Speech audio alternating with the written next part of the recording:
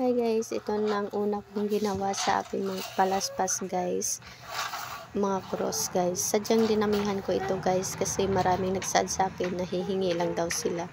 Gabi ko na ito guys nagawa kasi busy ako nung araw at ngayon gabi na rin guys, nahatid yung lukay guys.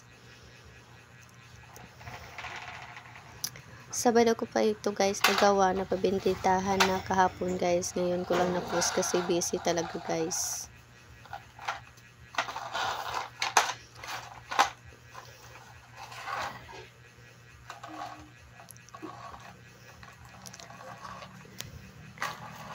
Ang una lang natin gawin guys, magawa tayo ng letter T guys.